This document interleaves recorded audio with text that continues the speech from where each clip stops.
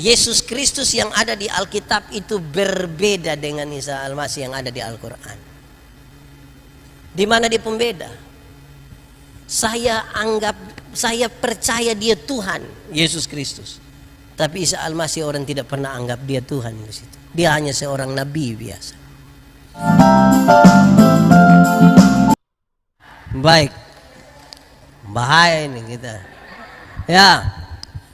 Engkau akan kutetapkan menjadi bapa sejumlah besar bangsa. Karena itu namamu bukan lagi Abram, tetapi Abraham. Ini mau jadi bapa sejumlah besar bangsa, ini hanya ganti nama begini, ini bahaya. Ini akan jadi bapa bagi semua orang percaya di seluruh dunia. Kok hanya ganti nama? Apa dia pun maksud? Walaupun dia hanya ganti nama saudara-saudara, tapi ini tidak sama dengan kita pun anak-anak dong yang dari kampung dia pun nama Yakobus, orang panggil Ako. Terus sekolah barang 6 bulan di Kupang, dia bilang jam panggil saya Ako, panggil saya Jeko. Tidak sama, itu beda. Ini tidak sama dengan kita pun anak dong di kampung dia pun nama Maria, orang biasa panggil Mia. Terus datang di Kupang dia bilang jam panggil saya Mia, panggil saya Manohara. Wah itu deh. Tidak sama. Kenapa saudara? Pergantian nama dari Abram menjadi Abraham ini sebuah proklamasi, sebuah titik balik, sebuah prasasti di mana ingin mengatakan bahwa masa lalu tidak bisa dirubah, tapi sekarang masa depan mau dirancang. Masa lalu tidak bisa dirubah. Sekarang masa depan mau dirancang bersama Tuhan. Apa itu? Ini baik untuk sebentar kita diskusi. Satu, Abram. Setiap kali menyebut nama Abram, orang tahu kalau Abram itu orang kaya.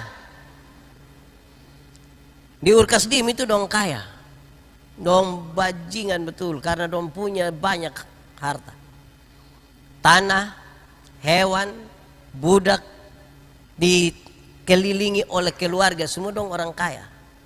Sekarang dia akan menjadi Abraham yang akan pergi satu tempat yang Tuhan akan tunjukkan kepada dia, yang tanah satu jengkal pun dia tidak punya. Supaya apa? Supaya dia belajar bersandar kepada Tuhan. Supaya dia belajar bersandar pada Tuhan. Kalau dia tinggal sama-sama dan dia pun keluarga, dong siapa berani pikas taku dia? Kau itu kiri kanan keluarga semua berdong orang kaya begitu, siapa berani pikas taku? Sekarang dia akan pergi ke satu tempat di mana dia tidak ada tanah satu jengkal pun. Supaya apa tadi? Supaya dia belajar bersandar pada Tuhan. Ini yang paling gampang, tanya anak mahasiswa dong. Ini mahasiswa dong, ini dari kampung dong, gaya dong, geng dong, biar bapak ikut saya pun kampung itu pitanya sah. Datang tinggal di Wesapa, malam pas mau tidur, anak mabok dong datang pukul pintu, woi bangun, kan tambah 5.000. Jago hilang bapak. Itu pulang sampai di kampung, anak kecil mau tahan dia hanya bilang, Adi, kak saya sudah lewat itu dong, saya sudah lewat. Karena semakin jauh berjalan tuh orang akan tahu bahwa dia ini ternyata bukan siapa-siapa. Ini dia pun maksud. Abraham itu masa lalu. Tuhan itu ketika dia panggil orang, bukan karena kita mampu sebenarnya. Dia mau panggil orang yang mau saja cukup. Banyak yang mampu tapi tidak mau. Saya tabis majelis jemaat di mana-mana. Setiap kali persiapan tabis nanti 1-2 orang datang, Mbak Pendeta minta maaf. Kami ini sekolah tidak betul Bapak. Bapak kami ini gugup kalau bicara di hadapan umum. Saya bilang iya, puji Tuhan. Kalau sejak awal engkau sudah tahu kalau engkau sekolah tidak betul. Puji Tuhan kalau sejak awal engkau tahu kalau engkau gugup bicara di hadapan umum. Supaya apa? Supaya engkau belajar bersandar kepada Tuhan. Besok kalau minta tolong beliau ini pimpin ibadah di sini, ini malam dia tidak tidur, dia berdoa sah. Tapi coba panggil ame satu yang dia rasa, dia bilang khotbah itu kecil, kok ini tiap hari. Kira-kira orang yang begitu dia berdoa lah kok tidak? Terus tidak berdoa, kok dia sudah tahu kok. Saudara tahu hal ini seberapa pentingnya? Terlalu penting. Kita pun pemilihan majelis jemaat. Kadang-kadang dong bilang begini, pilih dia. Pilih bab tua yang ada oto. Supaya kalau pas acara-acara nah tinggal pakai bab tua. Padahal bab tua tidak mau. Betul kok. Di Moria ada begitu kosan. Jadi kita pilih orang, akhirnya banyak penatua, diaken, pendeta, pengajar suka omong ini kalimat. Sebenarnya saya tidak mau. Tapi habis dong usul jadi yang mau saya bermasalah, apalagi yang sebenarnya tidak mau. Jadi ini satu panggilan yang menarik ini. Kedua, Abram. Setiap kali menyebut nama Abram, orang tahu kalau Abram itu suami yang tidak setia. Suami yang tidak setia. 99 tahun. Dia pu umur, itu berarti dia tunggu selebih dari 20 tahun. Tunggu, istri tidak melahirkan, tidak hamil, maka dia berpikir untuk jalan lain. Dalam budaya mereka, perempuan tidak boleh atur-atur laki-laki. Laki-laki atur-atur perempuan boleh. Perempuan tidak boleh atur laki-laki. Tapi coba lihat kisah di mana Sarah mau supaya Abram dengan Hagar. Abram tidak ada satu kalimat juga. Saya bayangkan kalau kita dramatisir itu pasti don dua sutua-tua duduk jo. Sarah bilang dia bilang, "Bapak, yo, Bapak mau ada anak sama saya sutua ini. Jadi kalau Bapak mau Bapak pideng kita pun pembantu sah." Saya bayangkan Abram pasti dia duduk korek-korek kuku ini baru dia bilang, "Kalau Mama rasa itu baik Bapak ikut sawi, memang ini bab tua memang sudah lalu betul." Jadi Abram ini masa lalu. Suami yang tidak setia itu masa lalu. Kalau kita mau ada di dalam Tuhan, kita Abraham. Masa depan yang ketika dia menjadi Abraham, dia menunjukkan kesetiaan kepada istrinya, bahkan ketika istrinya hamil tua. Coba saudara bayangkan seorang perempuan hamil tua. Sarah berusia kira-kira 75 tahun, 70 sampai 75 tahun. Coba saudara bayangkan. Pasti kurus tinggi, rambut gugur-gugur, gigi juga gugur. Keriput lagi berperut buncit. Ini jalan piman mana jalan dan dia suami ini. Bayangkan kalau ketemu ame Abraham pun kawan satu yang tukang main gila. Pasti dia bilang, "Abraham,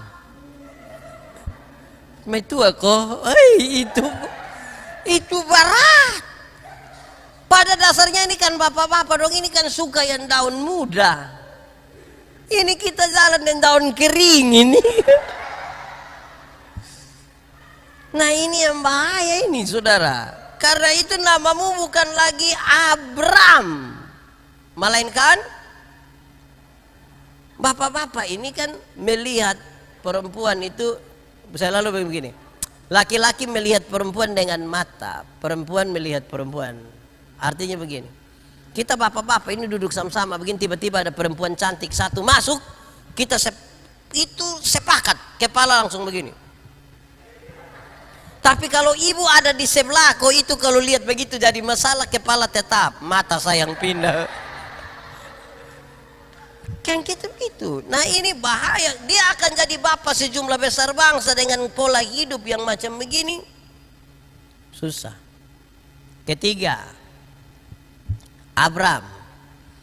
Setiap kali menyebut nama Abram, orang tahu kalau Abram itu orang tua yang tidak bertanggung jawab.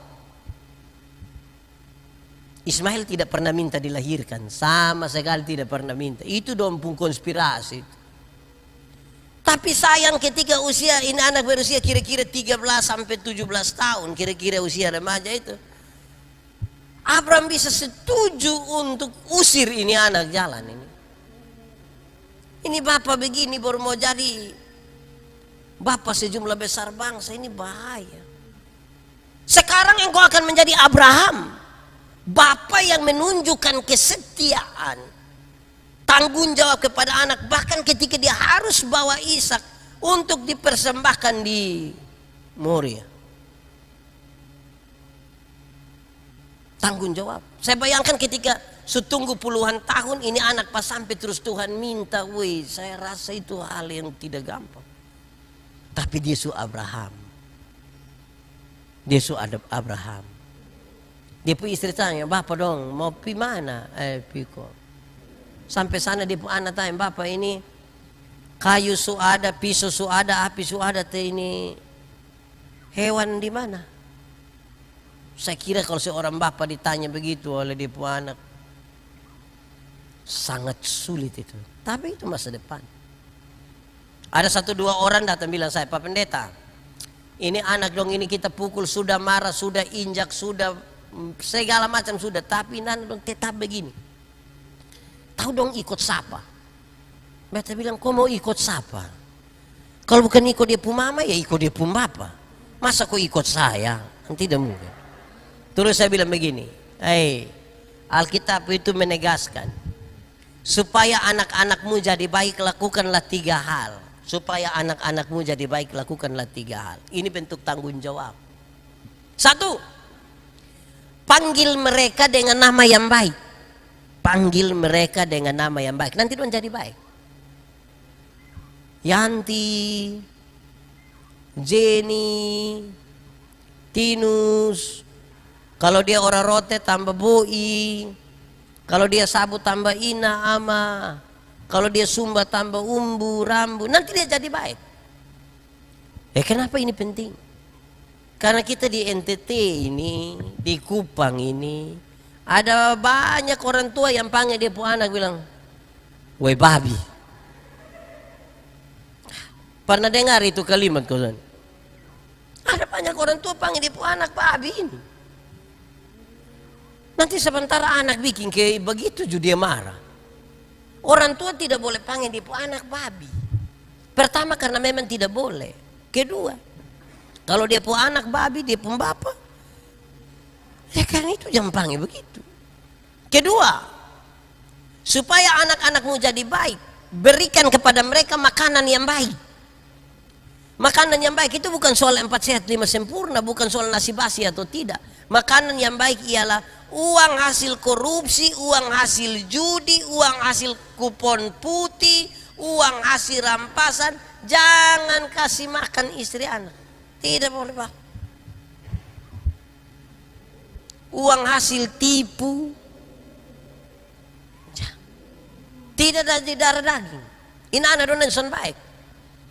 Kenyataan membuktikan bahwa ada orang yang dia hebat sekali, tapi dia pun anak dong kaleleran sah. Kenapa? Karena kemungkinan besar, ada kemungkinan. Kasih makan salah ini anak dona. Cukupkanlah dirimu dengan apa yang ada padamu. Berbahagialah engkau. Baiklah keadaan. Jadi yang tukang bataro dong lebay sudah barit. Yang tukang judi kupon putih dong sudah. Ketiga, berikan kepada mereka ajaran yang baik. Ajaran yang baik itu ada di Alkitab. Tetapi sekaligus anak-anak itu adalah pelajar cepat. Dorang akan mengulang apa yang don dengar, melakukan apa yang don lihat. Kalau bapak biasa tampeleng mama, kita lahirkan satu anak laki-laki yang anggap remeh perempuan. Kita lahirkan seorang anak perempuan yang takut lihat laki-laki. Jadi Tuhan bilang engkau jangan jadi Abraham. Sekarang engkau jadi Abraham. Keempat, habis ini kita bicara Abraham. Setiap kali menyebut nama Abraham, orang tahu kalau Abraham berani keluar dari kampung itu karena ada janji. Abraham, pergilah ke satu tempat yang akan kutunjukkan kepadamu. Aku akan. Berdasarkan janji itu Abraham berani keluar. Dalam perjalanannya Tuhan rubah. Abraham, engkau harus berjanji untuk jalan. Jalan karena ada janji itu berbeda dengan berjanji untuk jalan. Jalan karena ada janji itu kita akan bertanya, kok siapa yang ada di sana? Kita dapat apa? Ada banyak karena Ada apa dulu baru kita pi. Itu karena kita jalan karena ada janji.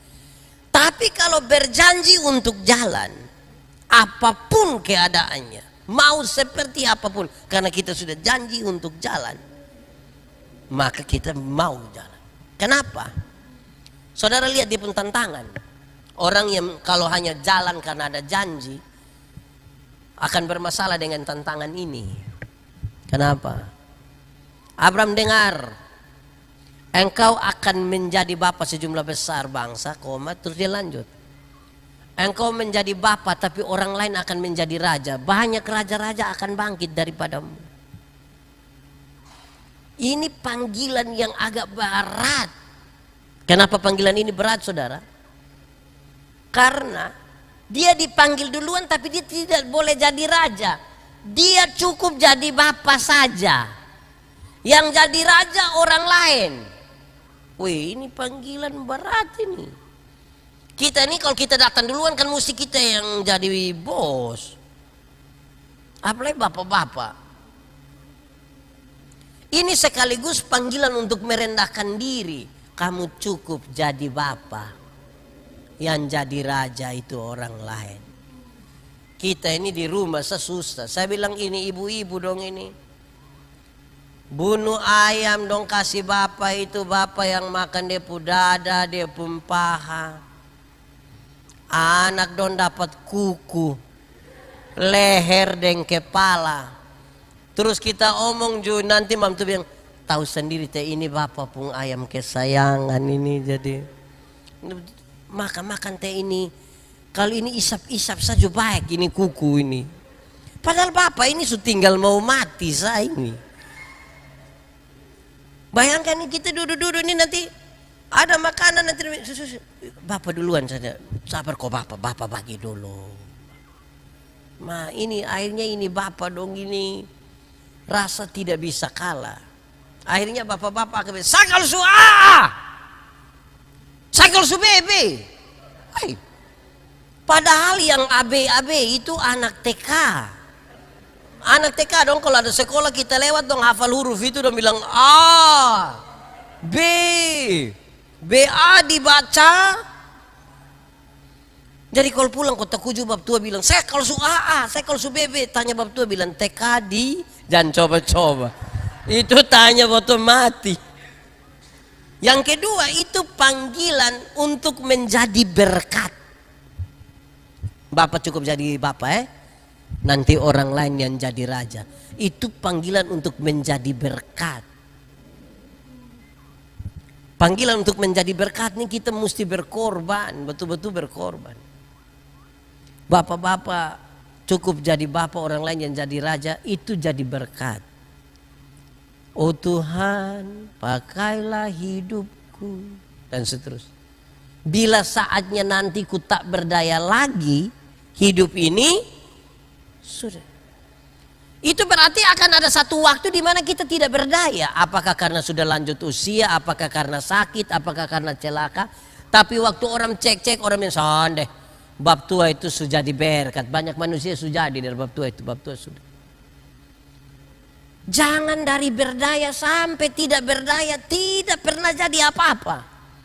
Hanya jadi bebansa. Suatu kali dia bermuncul orang yang beban sudah. Wih, itu bahaya itu. Ini panggilan yang serius. Nah, dari perspektif itulah sekarang antara masa lalu dan masa depan, maka saya akan berikan kesempatan kepada kita semua. Saudara boleh menyatakan apa yang saudara tangkap, apa yang saudara pertanyakan, apa yang saudara ingin katakan kepada kita semua. Biar itu menjadi berkat bagi kita semua. Paling tidak saya mengantar kita dengan kisah tentang Abraham yang luar biasa. Dinamikanya tinggi sekali. Ini panggilan jadi saksi. Saksi itu melihat, mengalami, merasakan. Baru bisa mengatakan kepada orang lain. Saya melayani di Sabu 5 tahun. Satu saat mau ke Pulau Dana, pulau bagian selatan yang tidak ada penghuni juga. Kami tidak ada di jalan, tapi 1-2 nelayan datang bilang, Bapak Pendeta, di Pulau Dana tuh Bapak kita tidur di pinggir pantai, sadar kita sudah di tengah laut. Jadi hampir saya bilang, jadi saya harus bilang wow. Kita tidur di pinggir pantai, sadar di tengah laut. Kok? Iya. Bapak pernah pi? Tidak. Bagaimana orang bisa percaya pada kita pun kesaksian kalau kita sendiri tidak pernah mengalami? Saya kira ini catatan awal dari kita punya ibadah dan pendalaman Alkitab kali ini. Selanjutnya saya kasih kesempatan kita dulu untuk berbicara sedikit. Yang paling pertama tuh 3 orang bicara duluan berdasarkan kelompok. Yang di sini 1, yang di sini 1, yang di sini 1. Yang mana mau duluan? Oh, sebelah kiri saya kok. Ada yang ingin menyampaikan sesuatu, silakan. Ada? Silakan. Tolong kasih pengeras suara.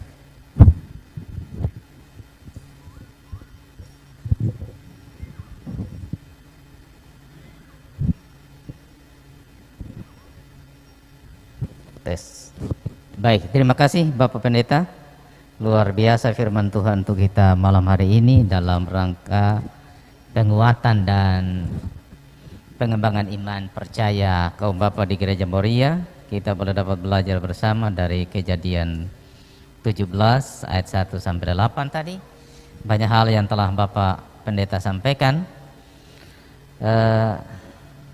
Cuman ada beberapa hal yang mungkin perlu kami mendapat penjelasan supaya kami makin paham gitu. Yang pertama bahwa kalau dilihat dari latar belakang kehidupan Abraham, merupakan keturunan bangsa yang menyembah Allah lain. Allah tidak mengenal Tuhan itu siapa sebenarnya.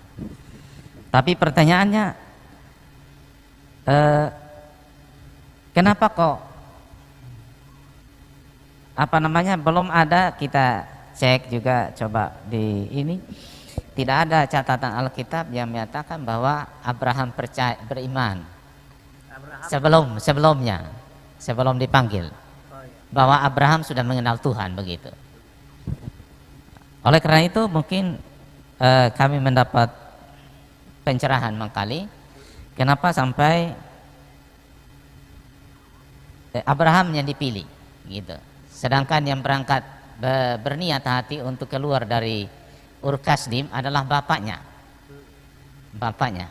iya, bukan Abraham, tapi Abraham mengikuti saja, gitu. Itu yang pertama. Yang kedua bahwa kehidupan Abraham tadi Bapak sudah sampaikan bahwa dia juga merupakan suami yang tidak setia, penakut, ya, takut mati dia, ya. Sehingga ia menjual istrinya, ya, menjual istrinya sebagai dia tidak berani bertanggung jawab atas keselamatan istrinya gitu. Tapi tetap saja dia disebut sebagai bapak orang percaya, nah, begitu. Saya kira cukup dulu itu Bapak. Terima kasih. Baik, terima kasih. Ada 2 hal yang menarik. Pertanyaan pertama itu adalah kenapa Tuhan panggil Abraham? Harusnya kan orang lain, harusnya di pembapa. Kenapa Tuhan panggil Abraham? Ini penting. Saya langsung pada refleksi, nanti saya langsung bawa sampai pada refleksi. Pertama saudara, saya ingin sampaikan begini. Bahwa sesungguhnya ketika Tuhan ingin menentukan dan menunjuk seseorang, Tuhan tidak lihat dari dia sebenarnya. Tuhan tuh punya kriteria sendiri yang kadang-kadang membingungkan kita. Tapi tadi saya di awal saya sampaikan bahwa Tuhan butuh orang yang mau, itu cukup. Yang mau saja. Nanti selanjutnya baru kita atur. Tuhan mau atur seperti apa. Dia datang kepada Yeremia, Yeremia bilang, Tuhan saya ini tidak pandai bicara, saya masih terlalu muda. Iya, yang penting engkau mau dulu. Nanti baru Tuhan atur gitu. Nah kita ini kan di awal kita sudah bilang tidak mau duluan. Jadi kalau kita berefleksi saudara, memang Tuhan itu tidak pernah bergantung kepada manusia. Tetapi kalau manusia mau itu dia panggil untuk melihat apa yang mau dia kerjakan. Jadi sebenarnya itu pertanyaan itu bawa kita pada keseluruhan kisah Alkitab. Alkitab ini hanya berisi penciptaan, kejatuhan manusia dalam dosa, rencana penyelamatan Allah, kedatangan Yesus Kristus yang janji untuk hidup yang kekal. rencana penyelamatan Allah di bagian yang ketiga, rencana penyelamatan Allah dimulai dari Tuhan panggil satu orang namanya Abraham. Dari satu orang menjadi satu bangsa namanya Israel. Dari satu bangsa itu menjadi seluruh umat manusia termasuk saya dan saudara. Jadi kalau pertanyaannya adalah kenapa Tuhan panggil Abraham, jawabannya adalah dua. Tentang orangnya itu murni Tuhan pun keputusan. Kita sulit untuk menyelami itu. Tapi tadi saya bantu kita untuk lihat, Abraham sini engkau lihat, mengalami, merasakan, dan kemudian engkau katakan kepada orang lain. Engkau mesti jadi berkat. Padahal dia sejak awal dia belum kenal ini Allah itu seperti apa. Tapi mari engkau lihat sesuatu. Kedua memang karena ini ada dalam sebuah konsep besar, yaitu penyelamatan umat manusia. Siapa yang buat manusia ini berdosa? Ya manusia. Karena itu untuk peristiwa keselamatan ini Tuhan sejak awal mau supaya lihat ini manusia, kamu lihat ini bagaimana Tuhan yang setia itu menyertai kita. Ketika melihat manusia jatuh dalam dosa, dia tidak tinggal diam, dia berinisiatif. Dalam inisiatif itu dia panggil duluan Abraham, terus dari satu bangsa. Tuhan tuh, saya kapan hari duduk makan dengan teman-teman, waktu duduk makan, saya bilang Tuhan tuh terlalu luar biasa ya. Bayangkan kita ini, dia kasih ada ikan, ada ayam, ada sayur, ada kurus, ada segala macam. Untuk kesekut kita pun diri kita bisa makan begini. Ini beda dengan robot, beda dengan HP, beda dengan semua. Di sinilah kita melihat bagaimana sebuah kehendak bebas. Tuhan bilang Adam, ingat, semua dalam taman ini boleh kau makan, ini tidak boleh. Hawa pun sorong tangan begini, Tuhan lihat ke tidak? Tuhan tahu ke tidak? Tapi Tuhan tidak pukul di pun tangan. Dengan maksud apa? Dia mesti bertanggung jawab terhadap semua hal yang dia ambil sebagai sebuah keputusan. Waktu dia sudah jatuh dalam dosa, Tuhan datang tanya, oi kenapa kau begini? Bapak kami, oh Tuhan bikin bapak kasih daun pakaian, kasih makan bapak, terus Tuhan bilang, sekarang keluarlah dari taman. Ada konsekuensi di balik itu. Dalam bahasa Mazmur dia bilang, siapakah yang seperti Tuhan yang menciptakan kita hampir sama dengan Allah. Semua dia kasih. Ibarat motor, nah gas, rem, ban dia kasih semua. Terus dia bilang, lu bawa sudah. Mogok dengan 180 ju, silahkan. Ban ada dua mah, kalau kita mau keluar rumah dengan satu ban ju, silahkan. Tapi kan ada konsekuensi di situ.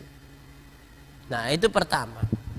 Kedua, pertanyaannya adalah, kok Abraham ini manusia yang tadi disebutkan, suami yang tidak setia, bapak yang tidak bertanggung jawab, orang, kok bisa dia menjadi bapak semua orang percaya nih?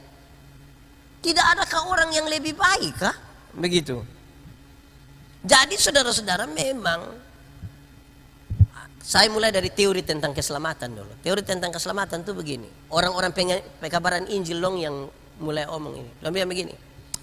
Dosa itu melanggar kehendak Allah, betul kok? Pertanyaan kedua adalah, lalu setiap hari kita langgar kehendak Allah berapa kali? Kita ini langgar kehendak Allah berapa kali? Satu hari. Banyak kok sedikit?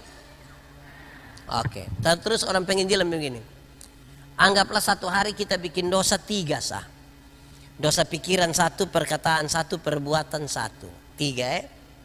Kalau satu hari 3, 1 bulan berapa? 3 kali 30 hari, 90. 1 tahun berapa? 90 kali 12 bulan, 1080, taruhlah 1000. Kalau 1 tahun 1000 dosa, mari coba kita kali dengan kita umur sekarang. Saya 44 tahun, kali 1000 berarti 44.000. Kau umur berapa sekarang? 23 kali 1000 bisa masuk surga. Makin tua betul makin berdosa Bapak. Kok tiap hari ini baru 1 hari 3, apalagi kalau 1 hari tidak bisa hitung. Lanjut lagi. Lalu kita membaca firman bilang, upah dosa ialah, itu dosa banyak kok dosa sedikit? Sedikit tidak ya? dosa ya dosa. Berarti ketika kita Tuhan mau pakai satu orang, sudah tidak lagi pada dia tuh siapa. Kalau mau melihat keutong manusia ini, wih, kita tidak ada yang baik. Tapi syukur kepada Tuhan yang memanggil Abraham, memanggil Bapa, memanggil kakak, memanggil kita semua untuk menjadi bagian dalam proses yang luar biasa. Dia panggil satu orang jadi satu bangsa, jadi semua umat manusia. Saya baru tadi menuju sini, saya bikin satu status di Facebook bilang begini. Iblis itu ketika dia tidak bisa buat kita jadi orang jahat, maka dia bisa buat kita untuk menjadi orang yang merasa lebih baik dari orang lain. Dia suruh kita bikin jahat, kita becan mau. Maka dia akan bikin kita kok seolah-olah yang ini rasa dia kayak lebih baik dari ini. Itu juga iblis pun kerja. Jadi kita sulit untuk mau membebaskan diri hidup. Kemudian kita disebut layak untuk Tuhan pakai. Tidak. Atau begini, satu saat ada satu orang ikuti saya punya video tentang kasih itu indah. Dia telepon saya, cari saya punya nomor HP, dia telepon saya. Pak Pendeta, dia kasih tahu. Pak Pendeta, saya ini terganggu dan Pak Pendeta pohotbah. Kenapa? Pak bilang kasih itu indah, kita mesti mengampuni segala macam. Terus dia bilang begini, saya menikah baru 1 bulan Pak Pendeta. Tapi saya ini pulang rumah sana ketemu saya pu istri tidur yang laki-laki lain di kami pun tempat tidur kamar utama. Sudah 2 kali Pak Pendeta. Saya bilang bukan 2 kali. Dia bilang, Pak Pendeta, yang Pak tangkap itu 2 kali. Yang Pak tidak tahu itu mungkin ada 30 kali. Itu kita tidak tahu. Jadi, saya tanya dia, jadi? Dia bilang, jadi Pak, cerai. Saya akan cerai. Saya bilang, hai, kau lu punya dasar kau mau cerai. Dia bilang, Pak, kau Alkitab juga bilang begitu. Kecuali karena zina. Terus saya bilang, oke. Kalau begitu saya omong beberapa hal, habis itu pulang lu cerai sudah ya. Saya bilang dia, pertama, ayat Alkitab yang bilang kecuali karena zina, itu tidak ditujukan kepada orang, itu ditujukan kepada orang-orang yang tidak mau diatur. Musa bilang begini, Tuhan tidak mau itu perjanjian, tapi karena lu berkeras hati, ini. Dia belum terganggu. Kedua saya bilang begini, Alkitab tidak bilang bahwa karena dia berzina dari cerai sudah. Alkitab tidak bilang begitu. Dia belum terganggu. Yang ketiga ini dia terganggu. Ketika saya bicara tentang dosa. Saya bilang, dia bilang begini, Pak, menurut Pak dosa berzina itu apa Pak? Menurut Pak berzina itu apa? Berzina itu karena dia kena tangkap 2 kali itu berzina kan namanya? Dia diam. Saya bilang Alkitab itu bahkan menunjukkan hal yang lebih ngeri tentang dosa perzinahan. Bukan karena engkau kedapatan tidur sama-sama, waktu engkau baru melihat dan menginginkan saja engkau telah berzina.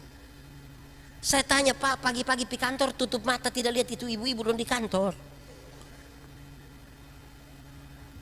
Apalagi nona dong ada celana umpan semua begini. Terus saya bilang, sudah saya omong itu, saya lihat kok cerai sudah. Beberapa minggu kemudian dia telepon saya, Pak Pendeta, saya tidak jadi cerai. Kok itu hari semua cerai? Saya tidak kawin dia pun baik sama Bapak. Karena saya belum tentu lebih baik dari dia. Apa maksudnya? Di hadapan manusia saya bisa menahan diri untuk tidak pencuri. Bisa. Orang masa pendeta Yandi pencuri kan tidak mungkin. Tetapi di dalam saya pun pikiran perasaan ini Bapak dong tidak tahu. Jadi dosa jangan diartikan hanya sekedar apa yang kelihatan. Supaya di titik itu kita paham bahwa Tuhan sampai panggil Abraham bukan karena dia baik.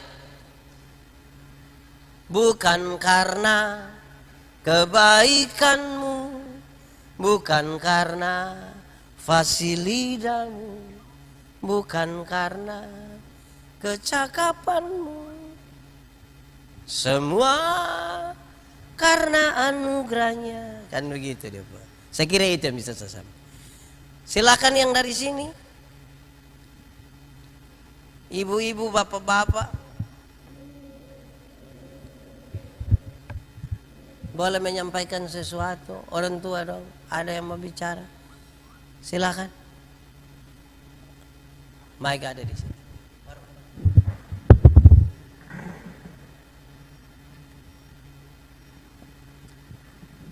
Terima kasih Pak Pendeta. Saya mungkin agak keluar dari judul pembacaan tadi, mungkin di luar. Tetapi satu kalimat yang bisa tersambung dengan apa yang Pak Pendeta jelaskan tadi. Bahwa Abraham itu adalah salah satu orang yang jahat, yang usir Ismail. Usir. Tadi Pak Pendeta katakan bahwa ini balik. Ini saya ada baca beberapa referensi antara dari sebelah dengan kita yang mengatakan Ishak atau Ismail yang dikorbankan. Menurut mereka Ismail. Menurut kita Ishak. Yang mereka sangat fokus di situ dan hampir-hampir saya mengiyakan bahwa menurut Alkitab Ismail itu diusir pada saat dia masih kecil, masih bayi. Oleh karena itu digendong. Tadi Pak Pendeta bilang dia sekitar umur 16-17 tahun. Sama seperti kata mereka. Nah kalau umur itu, apakah patut itu digendong? Nah itu mereka mengatakan bahwa kita bohong. Mengapa? Karena kita bilang di dalam Alkitab itu, di dalam Alkitab mengatakan bahwa Ismail itu digendong dan ditaruh satu tempat, mau dibuang oleh istri ibunya, tetapi dengar dia menangis, akhirnya kasihan. Ya. Karena itu tidak mungkin. Maka Alkitab itu bohong. Mana mungkin anak umur 16-17 tahun kok digendong kayak bayi? Nah jadi saya juga bukan agak bingung, memang bingung karena betul memang saya tidak paham secara ini masalah Alkitab. Jadi saya hanya baca-baca pembanding seperti itu. Kebetulan saya ketemu salah satu itu. Kemudian saya baca di Alkitab bahwa Ismail itu diusir oleh Abraham dan di satu tempat tadi itu dibiarkan oleh ibunya.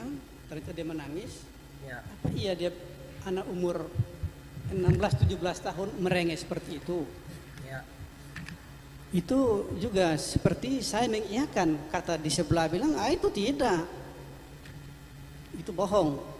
Masa iya anak remaja merengek digendong? Tidak mungkin. Dan memang logika saya pun demikian, tidak mungkin bisa digendong. Nah itu yang membuat saya bingung Pak Pendeta. Jadi saya mungkin pada kesempatan ini saya pengen untuk mendapat penjelasan yang detail itu supaya saya agak tidak bingung begitu. Jadi minta maaf tadi sekali lagi kalau saya tidak fokus pertanyaan kepada pembacaan tadi, tapi hanya satu poin yang saya kebetulan Pak Pendeta tadi singgung, bahwa Ismail itu dibuang pada umur 16-17 tahun. Saya teringat di masa lalu yang saya bilang tadi. Itu saya mohon Pak Pendeta memberikan penjelasan kepada kita pada malam hari ini biar saya mengerti. Terima kasih. Oke, terima kasih. Mari kita lihat Kejadian pasal 16, Hagar dan Ismail. Adapun Sarai istri Abram itu tidak beranak. Ia mempunyai seorang hamba perempuan, orang Mesir, Hagar namanya. Berkatalah Sarai kepada Abram, engkau tahu Tuhan tidak memberi aku melahirkan anak. Karena itu baiklah hampiri hambaku itu, mungkin oleh dia aku dapat memperoleh seorang anak. Dan Abram mendengarkan perkataan Sarai. Jadi Sarai istri Abram itu mengambil Hagar hambanya, orang Mesir itu, yakni ketika Abram telah 10 tahun tinggal di tanah Kanaan. Lalu memberikan kepadanya Abraham suaminya untuk menjadi istrinya. Abram menghampiri Hagar, lalu mengandunglah perempuan itu. Ketika Hagar tahu bahwa ia mengandung, maka ia memandang rendah akan nyonyanya itu. Lalu berkatalah Sarai kepada Abraham, Penghinaan yang telah kuderita ini adalah tanggung jawabmu. Akulah yang memberikan hambaku ke pangkuanmu. Tetapi baru saja ia tahu bahwa ia mengandung. Ia memandang rendah akan aku. Tuhan kiranya yang menjadi hakim antara aku dan engkau. Kata Abraham kepada Sarai hamba itu, di bawah kekuasaanmu, perbuatlah kepadanya apa yang kau pandang baik. Lalu Sarai menindas Hagar sehingga ia lari meninggalkannya. Lalu malaikat Tuhan menjumpainya dekat suatu mata air di padang gurun, yakni dekat mata air di jalan ke Syur. Katanya, Hagar hamba Sarai, dari manakah datangmu dan kemanakah pergimu? Jawabnya, aku lari meninggalkan Sarai nyonyaku. Lalu kata malaikat Tuhan kepadanya, kembalilah kepada nyonyamu, biarkanlah engkau ditindas di bawah kekuasaannya. Lagi kata malaikat Tuhan itu kepadanya, aku akan membuat sangat banyak keturunanmu sehingga tidak dapat dihitung karena banyaknya. Selanjutnya kata malaikat Tuhan itu kepadanya, engkau mengandung dan akan melahirkan seorang anak laki-laki dan akan menamainya Ismail, sebab Tuhan telah mendengar tentang penindasan atasmu itu. Seorang laki-laki yang lakunya seperti keledai liar, demikianlah nanti anak itu, tangannya akan melawan tiap-tiap orang dan tangan tiap-tiap orang akan melawan dia, dan di tempat kediamannya akan menentang semua saudaranya. Kemudian Hagar menamakan Tuhan yang telah berfirman kepadanya itu dengan sebutan, engkaulah El-Roi, sebab katanya, bukankah di sini kulihat dia yang telah melihat aku.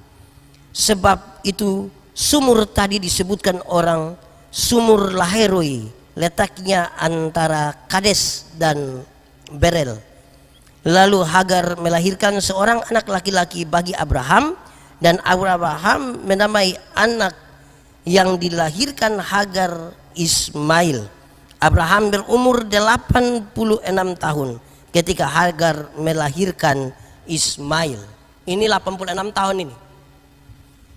Pembacaan tadi Abraham 99 tahun. Ini pas yang ini sebelum ini siapa lahir ini. Jadi sebenarnya kita bisa dari sini saja kita bisa lihat dia punya jarak. Karena baru lahir itu kan belum langsung dibuang di 86 tahun. Sementara Abraham waktu itu 99 tahun. Dan saya kira ini sudah bisa memberi jawab terhadap. Nah, saudara-saudara, kita kembali kepada pernyataan itu untuk soal umurnya. Tapi yang menarik di sini saudara adalah bahwa don di sebelah omong begitu bahwa Ismail bukan Ishak, kita pun Ishak bukan Ismail. Lalu ini bagaimana ya sebenarnya? Saya ingin mengatakan bahwa begini, kapan sih itu dong punya buku ada ya? Dong buku ada kapan itu? Kalau kita bicara tentang dong punya agama, dong punya rasul, itu kira-kira 600 tahun setelah Yesus ada baru beliau ada. Sangat tidak mungkin dong pembuku mendahului kita punya. Sangat tidak mungkin untuk itu. Itu pertama. Tapi yang kedua ini penting, terlalu penting. Saya akan bicara dua hal yang penting ini. Saya baca satu buku ditulis oleh Denny J.A.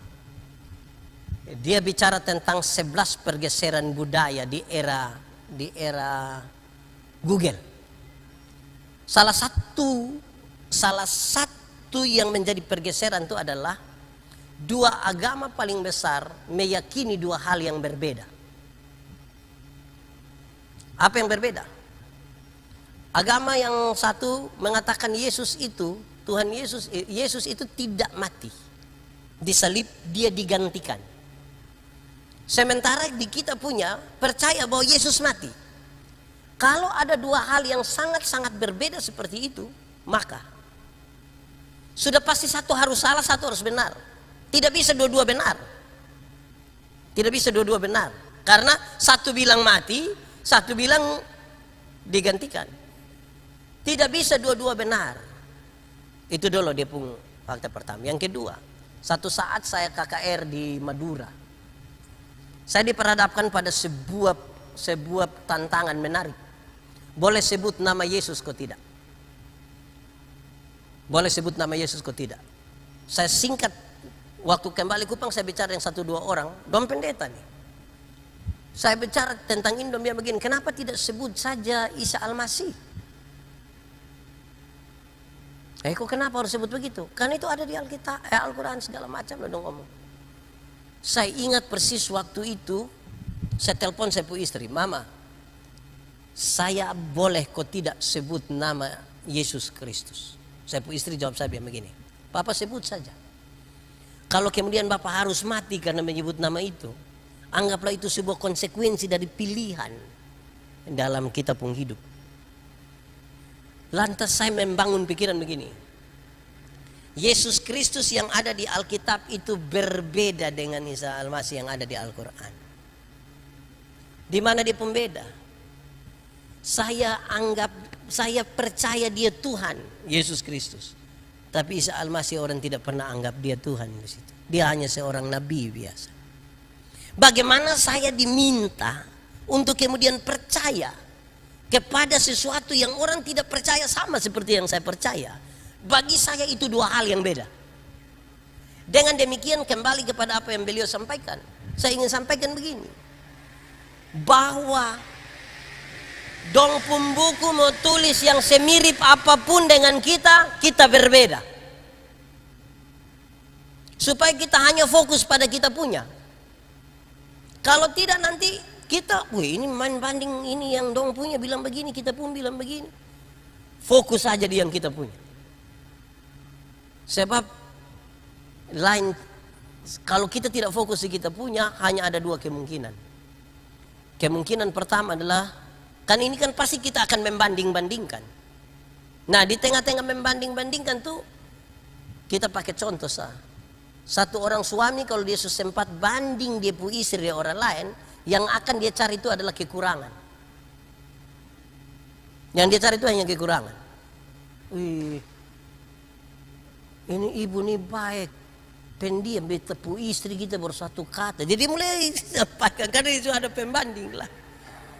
Begitu. Itu kemungkinan pertama. Kemungkinan yang kedua, kita akan sulit untuk berjalan lebih jauh karena kita selalu diperhadapkan pada pertanyaan-pertanyaan yang sangat berbeda.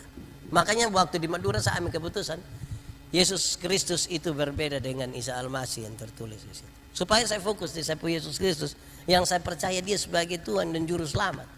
Karena yang tertulis di situ dong tidak pernah anggap dia Tuhan dan Juru Selamat. Apalagi dalam perkembangannya mereka tidak pernah meyakini bahwa Yesus mati. Yesus hanya digantikan. Nah, saya kira itu yang bisa saya sampaikan. Saya berbicara tentang pertumbuhan di gereja kami. Saya bilang orang yang susah bertumbuh itu adalah mereka yang suka pindah-pindah gereja. Ini hari di Gemit, besok di GSJA, lusa di GBI, itu nanti susah bertumbuh. Karena dia hanya akan berhadapan pada pertanyaan, baptis mana yang betul? Ini menyembah seperti apa yang benar? Nah ini kita akan menghabiskan waktu di situ. Di lebih banyak Jadi saya tidak bermaksud untuk mengatakan kita tidak boleh mengkritisi sesuatu. Saya tidak, justru para pendeta harus berkhotbah dengan kritik teks, kritik historis. Tapi orang yang misalnya dia ini hari ada banyak jemaat Gemit, ini kan ini hari dia gereja di Moria, nanti sebentar siang dia suruh gereja di GBI mana kok, itulah itu kita kepala sakit. Nanti kita akan menghabiskan waktu di soal-soal yang seperti itu, dan saya kira itu cukup berat untuk kita ini bertumbuh. Perjalanan bersama Tuhan adalah sebuah perjalanan untuk menemukan jawaban, bukan pertanyaan. Apa maksudnya? Saya pakai contoh. Saya pakai contoh tuh begini. Nuh bikin batra, dia tidak bertanya. Padahal harusnya dia bertanya, kok laut di mana? Begitu. Habis itu, nanti ingat bikin dia bertingkat-tingkat. Dia tidak tanya. Nanti bikin kamar banyak-banyak. Dia tidak tanya. Nanti ketika air mulai naik semua, baru saya mengerti sekarang kenapa Tuhan suruh saya buat ini. Waktu Tuhan izinkan ini binatang-binatang mulai masuk, baru dia bilang, sekarang saya tahu kenapa kita mesti bertingkat-tingkat. Bayangkan kalau saya pun kamar begini di sebelah kandang babi. Dia mulai mengerti maksud Tuhan di sini dalam proses itu. Waktu suruh buat kamar-kamar baru dia tahu. Oh, ternyata memang mesti kamar-kamar. Padahal hanya 8 orang. Suami istri berarti 4 kamar cukup. Setelah singa masuk, harimau masuk, ular masuk, baru dia bilang, memang harus kamar-kamar. Kalau saya kasat kamar yang lebah, keluar saya subah bangka kiri kanan. Jadi itu pun juga yang dialami oleh Yusuf. Ketika dia pun saudara dong mau tunduk ke sembah di benjangan, bukan kamu yang menyuruh aku, tapi Tuhan yang menempatkan aku. Itu prosesnya cukup panjang baru dia ambil sebuah kesimpulan tentang iman. Nah, kenapa tadi saya minta kita fokus kepada apa yang kita imani? Jawabannya adalah begini. Presiden Indonesia ini siapa? Jokowi. Kalau saya tanya, saudara tahu dari mana? Pak saudara akan bilang televisi, koran, radio, baca dia punya biografi segala macam. Berdasarkan pengetahuan ini, coba sekarang kita pergi ke Istana Negara. Kira-kira kita bisa ketemu Pak Jokowi kotor. Pas sampai pas pampres akan tanya, siapa? Saya Manobe Bapak. Dari mana? Dari Kupang. Datang untuk haji, pulang. Padahal kita sudah tahu tentang dia. Lalu kenapa Jokowi punya istri dan anak tidak diinterogasi begitu? Kenapa Jokowi punya istri anak tidak menurut saudara Jokowi punya istri anak ya Istana Negara ditanya begitu oleh pas pampres kok tidak? Kenapa dong tidak ditanya tapi saya ditanya? Jawabannya ringan saja. Karena mereka bukan sekedar tahu tentang Jokowi, tapi dorang punya relasi dengan Jokowi. Relasi itu yang memungkinkan dong memahami sesuatu yang lebih dari perjalanan hidup bersama-sama dengan Jokowi. Kalau saya kan hanya tahu saja karena baca dia punya buku segala macam. Itu di titik yang paling tinggi dia persis seperti doa. Doa bukan kata-kata, doa relasi. Masih banyak orang tuh berdoa tuh berkata-kata bukan berrelasi. Kalau saya dengan adik ini kami dua kenal baik. Kami dua punya relasi. Saya jalan kaki, dia naik motor, ketemu saya di jalan, tanpa saya minta dia berhenti, tanpa saya minta. Karena kami dua punya relasi. Pak Pendeta mau kemana? Naik, karena kami dua punya relasi. Tapi kalau kami dua tidak kenal, tidak punya hubungan, tidak ada relasi, saya jalan kaki, dia naik motor, ketemu saya di jalan, dia berhenti juga, dia bilang, ojek kok om. Ini dia cek. Jadi relasi itu paling penting. Nah, bagaimana relasi itu? Fokus. Kita boleh tahu, boleh belajar semua hal, tapi hal yang menyangkut dengan iman kita mesti betul-betul putus di situ, fokus di situ. Saya kira itu yang bisa saya sampaikan. Dari sebelah silakan.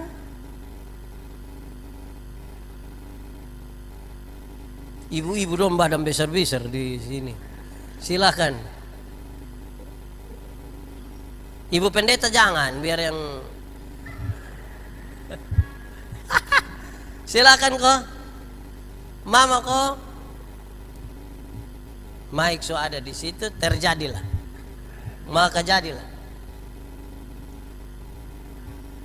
Silakan.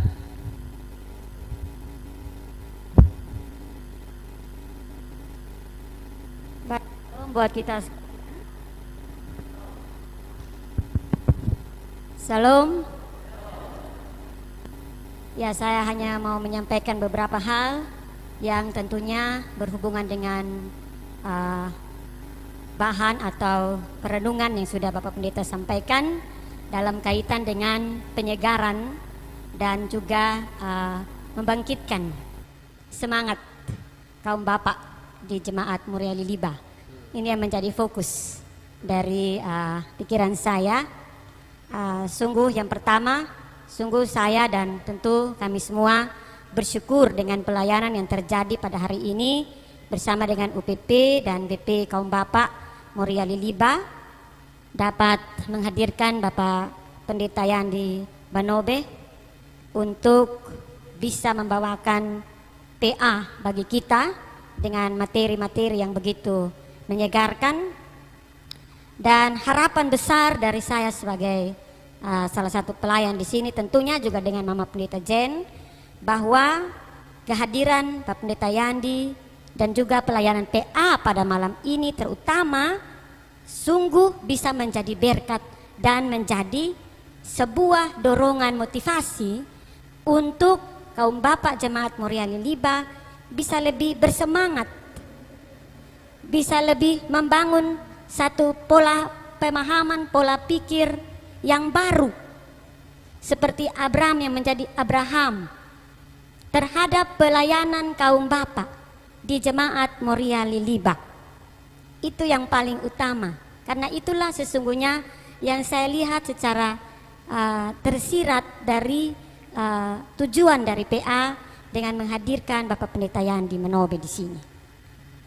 Sehingga pada hari-hari yang akan datang dalam pelayanan kaum bapak, apapun itu program-program kaum bapak, ya, walaupun Bapak Pendeta Yandi tidak ada, tetapi kehadiran kita akan semakin baik.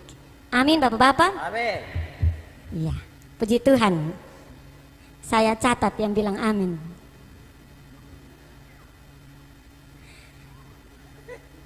Ya, tentunya ada hal-hal yang patut direnungkan dengan sungguh oleh kita sekalian mengikuti PA saat ini dalam materi yang ada, yaitu bahwa yang pertama, Allah membuat perjanjian kasih karunia itu dengan Abraham, bukan dengan Sarah. Bapak-bapak perlu merenungkan. Saya sangat senang sekali dua pertanyaan kritis yang bisa membuka wawasan dalam Alkitab bagi kita semua. Tetapi mari kita juga melihat Allah membuat perjanjian kasih karunia itu dengan Abraham, dengan kepala keluarga, dengan bapak, suami, ayah dari keluarga Abraham dan Sarah. Bukan dengan istri atau dengan anak-anak. Itu berarti bahwa bapak-bapak lah yang Allah rindu untuk memakai menjadi berkat bagi keturunan bapak-bapak. Bahkan kalau bisa sampai 7 turunan ke depan. Bapak-bapak dalam keluarga itu adalah imam, kepala, penuntun, teladan bagi keluarga. Karena itu maka mulai ke depan kita renungkan, jangan lagi memakai alasan sibuk. Memang benar di sini sebagian besar itu ASN. Semua diikat dengan waktu kerja. Tetapi janganlah alasan sibuk itu kemudian menjauhkan kita dari persekutuan. Kalau sibuk betul ya puji Tuhan. Tetapi kalau ada di rumah terus bilang sibuk, ya itu yang perlu direnungkan dan dibaharui kembali dari Abraham menjadi Abraham. Yang kedua, tadi Bapak Pendeta katakan bahwa bapak-bapak itu atau kaum laki-laki itu lebih suka yang berat-berat, mama bagian ringan-ringan, atau dengan kata lain superior itu bagian laki-laki, inferior itu bagian perempuan. Tetapi menurut saya kalau dalam hubungan atau membangun hubungan dengan Tuhan, membangun hubungan dan relasi dengan Tuhan, tidak ada superior dan inferiornya. Amin kesone Bapak. Ya, amin lagi. Ya. Jadi tidak ada superior dan inferior kalau kita bawa itu dalam persekutuan dengan Tuhan. Kalau di luar mungkin, dalam rumah mungkin, tapi dengan Tuhan itu harus dibuang jauh-jauh. Karena apa? Karena semua kita butuh Tuhan. Semua kita punya kelemahan. Semua kita harus bersandar pada Tuhan. Minta maaf Bapak, tapi beberapa waktu lalu kita pertemuan klasis Kota Kupang Timur ada di muat data dalam masa pandemi ini kematian terbesar dalam klasis kota Kupang Timur itu, artinya dari jumlah yang dahulu dan jumlah yang sekarang itu, yang menurun banyak itu bapak-bapak. Ya, saya renungkan ini. Kenapa bapak-bapak pun jumlah yang menyusut? Itu berarti bahwa angka kematian itu lebih tinggi di kaum laki-laki. Kenapa? Karena beban hidup. Karena apa? Tantangan hidup. Karena tanggung jawab di pundak itu terlalu berat.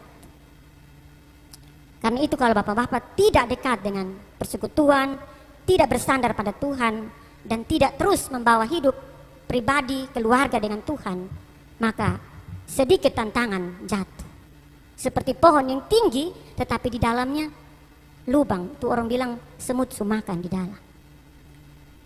Karena itu jangan pernah kita menjauhkan diri dari persekutuan, tetapi kita buang semua pemahaman yang salah pada kali yang lalu, dan ke depan mari kita lebih saling mendukung, saling menopang, saling membangun semangat untuk pelayanan kaum Bapak Moriali Liba bisa lebih baik dan lebih menyukacitakan Tuhan. Baik, mungkin untuk saya dalam PA malam ini saya hanya penegasan saja. Tapi saya ingin menambahkan sedikit dari pertanyaan Bapak Ju. Ya, tadi Bapak Pendeta sudah fokus pada ajaran kita. Ya, saya ingin menambahkan sedikit. Memang terlalu banyak hal di dalam Alkitab ini yang akan menjadi pertanyaan bagi saudara-saudara kita. Karena itu kalau kita mau terpengaruh dan terbawa, pasti tidak akan selesai. Bahkan sampai saat ini pun, iman kita, agama kita itu selalu menjadi sasaran. Kalau Bapak melihat di Facebook, YouTube, mengerikan. Bahkan ada yang bilang itu ada jin tergantung di salib. Saya dengar itu, saya mendidih betul. Tetapi untuk apa kita mau peduli dengan mereka? Mari kita bangun kita pun iman dan persekutuan dengan sungguh. Kalau soal umur, perhitungan pada masa Abraham, Adam, zaman PL itu bisa saja berbeda dengan perhitungan umur pada zaman sekarang. Kalau kita lihat orang usia nabi-nabi, orang-orang dalam perjanjian lama itu, kalau Set itu dia bisa berumur 912 tahun. Itu dalam Kejadian 5 ayat 6 sampai 8. Adam itu dia berumur 930 tahun. Dan Enos itu 905 tahun. Kejadian 5 ayat 9 sampai 11. Ya. Kalau kita bawa pada hitungan pada masa sekarang, itu tentu tidak mungkin. Karena itu maka ada juga ahli Alkitab yang membuat penafsiran usia atau umur pada zaman perjanjian lama, perhitungannya mungkin berbeda dengan perhitungan kita. Karena itu mungkin pula yang terjadi pada Ismail yang ditaruh di pundak Hagar oleh Abraham untuk lari dari Sarah. Ya, mungkin itu sedikit tambahan dari saya, tetapi saya setuju dengan Pak Yandi, kita fokus pada iman dan ajaran kita dalam Alkitab. Mungkin itu saja dari saya. Tuhan Yesus memberkati. Salam. Salam. Terima kasih banyak.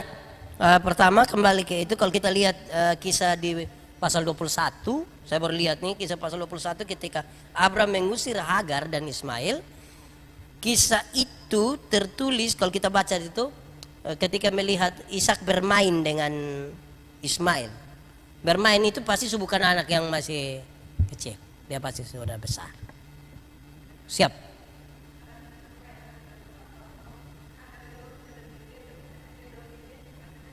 Oh iya. Nah, tapi kalau kita pakai perhitungan yang tadi Ibu Pendeta bilang itu menarik. Karena kalau dong hidup bisa sampai 900 tahun, itu 17 tahun itu kecil itu. Kalau dong bisa hidup sampai sejauh itu 17 tahun itu kecil sekali tuh. Ya. Karena dong bayangkan hidup 700 tahun, 800 ini. Ya mungkin itu logikanya situ. Oke. Ya saya kira itu dia punya apa?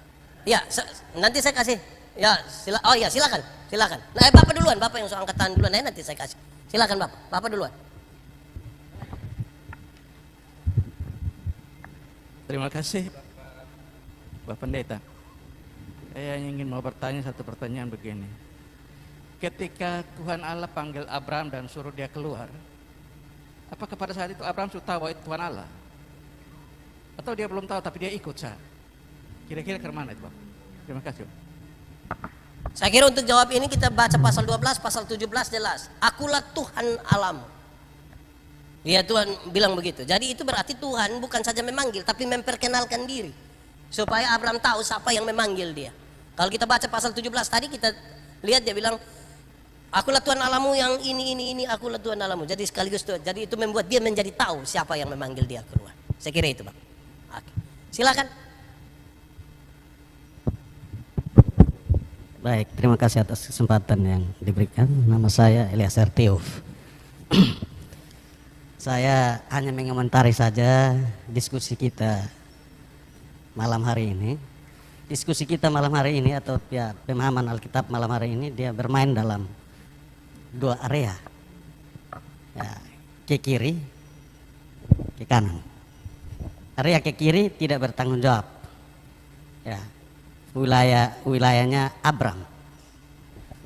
Area ke kanan bertanggung jawab, wilayahnya Abraham.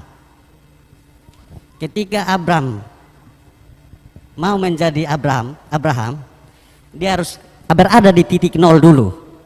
Dia mengosongkan dirinya untuk menerima apa kata Tuhan. Kalau tidak mengosongkan diri, bagaimana Tuhan bisa hadir dalam dirinya? Karena itu nilai membangun relasi dengan Tuhan seperti yang baru saja disampaikan perlu. Membangun relasi itu ya merebut hati Tuhan. Membangun relasi dengan Tuhan itu sama dengan bagaimana kita merebut hati Tuhan. Ya, merebut hati Tuhan, mengosongkan diri dan mau memberi diri untuk apa yang Tuhan mau pada kita. Itu pertama. Yang kedua, saya senang dengan tadi disampaikan Mama Pendeta Vivi. Kami kaum bapak ini kadang sibuk. Saya tadi hadir juga karena diajak Bapak Herman. Saya kebetulan bawa istri olahraga dulu di sana di Eltari. Saya bilang nanti sebentar saya akan ikut, tapi saya masih di olahraga. Istri mau kembalikan jantungnya yang rusak sedikit. Tidak setia area kiri, setia area kanan. Dua area ini bermain dia. Ketika saya misalnya yang sibuk dan harus urus istri lagi, ketika Pak Herman membangun relasi dengan saya, mari kita pergi ke sana karena ada Pak Yandri Manobe hadir. Saya bilang saya tahu, tapi sebentar saya jam 8 baru ke gereja untuk ada kegiatan dengan Ibu Pendeta Mama Jen. Mampu merebut hati saya, membangun relasi dengan saya. Saya akhirnya mengambil sikap untuk hadir juga bersama-sama pada malam hari ini. Itu artinya apa? Ketika kita mampu membangun relasi dengan orang lain, mampu merebut hatinya, apakah kaum bapak, pengurus kaum bapak, atau apakah pendeta, atau apakah kita dengan relasi dengan sesama. Kalau kita mampu merebut hati orang lain, pendeta berkunjung ke rumah jemaat, ya, kaum bapak selalu mengajak. Kalau mampu merebut hati orang lain, mampu membangun relasi, pasti kita akan secara bersama-sama melakukan sesuatu. Demikian yang dapat saya komentari. Baik, terima kasih. Saya kira untuk yang pertama itu sangat berkaitan dengan bahasa perjanjian barunya adalah lahir baru. Engkau harus lahir baru. Abraham itu masa lalu, Abraham masa depan. Nah, dia butuh lahir baru. Yohanes pasal 3 menyebutkan dengan baik bahwa Nikodemus ketika datang dengan sejumlah pertanyaan tentang Yesus bilang engkau harus dilahirkan kembali dulu. Dilahirkan kembali untuk memahami dengan baik sesuatu yang Tuhan mau kerjakan. Kalau tidak nanti dia pemikiran itu terlalu terbatas, sehingga dalam posisi lahir baru itulah Tuhan sebenarnya ingin kasih tahu supaya engkau pun cara berpikir berubah, karena pertobatan itu dimulai dari perubahan cara berpikir. Jangan langsung tahan tindakan, karena begini, 31 Desember itu kita biasa masuk bikin lampu agak sedikit redup, baca puisi, musik kecil-kecil, baru suruh kita tulis memang dosa yang mau kasih tinggal bersama tahun lama, karena kita mau masuk tahun baru. Separuh menangis bertulis, pulang bakar. Ternyata minggu kedua bulan Januari dia gila ulang. Karena dia langsung berusaha tahan diri, padahal di sini pertobatan itu harus pertobatan cara berpikir duluan. Cara berpikir membentuk perilaku, perilaku membentuk kebiasaan, kebiasaan membentuk budaya, budaya membentuk karakter. Jadi pertobatan mesti dari sini. Kalau saya bilang Bapak ini baik, dia mau jahat karena manapun saya bilang dia baik, kan ini bilang baik. Kalau saya bilang Bapak ini tidak baik, Bapak tua mau bilang dia baik karena manapun saya akan bilang jangan lihat begitu teh. Jadi ini mesti duluan, itu pertama. Kedua, saya bawa materi di pertemuan raya kaum Bapak Sinode tahun berapa, dong minta saya bawa materi. Pas sesi pertanyaan tuh pertanyaan terlalu banyak. Saya catat itu 1,5 lembar HVS. Terus waktu mau jawab saya jawab bilang begini, ini pertanyaan saya mau ini jawaban gampang sah, kecil sah, gampang. Dong sedikit tertantang dengan saya pun kalimat itu. Kenapa Pak Pendeta bilang gampang? Saya bilang begini, Bapak dong, waktu Bapak dong itu menikah, Bapak dong bukan saja dinobatkan jadi suami, Bapak dong ini jadi imam dalam keluarga. Saya mau tanya Bapak dong, fungsi imam dalam keluarga ada jalan kok tidak? Kalau fungsi imam dalam keluarga jalan, maka ini pertanyaan semua tidak ada. Kok Bapak dong bertanya apa yang gereja buat, apa yang sinode buat, apa yang gereja buat, apa yang sinode buat. Tapi kalau fungsi imam dalam keluarga Bapak dong jalankan, mungkin satu saat gereja akan dapat nota dari Bapak dong yang begini, minta maaf, kami tidak terima ibadah rumah tangga di kampung rumah. Kenapa? Karena kami setiap hari ibadah, saya yang pimpin. Tapi karena Bapak-Bapak dong tidak melaksanakan itu, makanya Bapak dong tanya apa yang gereja buat, apa yang sinode buat, apa yang gereja buat. Tapi kalau kita sudah jalankan itu, selesai. Berikut, ibadat tuh kotong harus taruh di otak, dia penting. Tadi duduk bercerita dan beliau saya bilang begini, boleh kita jawab. Kalau sebentar pulang dari sini, kita lupa HP, menurut saudara kita datang ambil kok tidak? Pas mau sampai rumah begini, lupa HP, aduh, ambil kok tidak? Kenapa kok tidak lepas kok koster dapat sudah? Kenapa kok kembali ambil? Karena apa? Mahal, penting. Coba sebentar pulang dari sini lupa tisu yang sudah dipakai, yang sudah lupa buang di tempat sampah. Datang ame kok tidak? Kenapa tidak datang ame? Kan dia tidak penting kan? Nah, apa yang ingin saya katakan? Kalau sesuatu itu penting dalam hidup kita, sesulit apapun kita akan menemukan jalan. Tapi kalau sesuatu itu tidak penting dalam hidup kita, segampang apapun yang kita temukan itu alasan. Pasti alasan. Bapak, kenapa tidak pi ibadah? Sebenarnya saya pi. Tapi, kalau sudah tapi itu dia sana pi. Jadi, sesuatu itu kalau kita tahu dia penting, woi, itu biar kita sulapar mati mau masuk rumah, tapi kotong pembalik motor langsung telepon koster dulu, lihat saya HP dulu, lihat di mana, pokoknya lihat di itu bangku, mama tadi duduk di bangku mana, pokoknya semua bangku saya duduk, kami dulu lihat. Jadi kita agresif ketika kita tahu itu barang penting.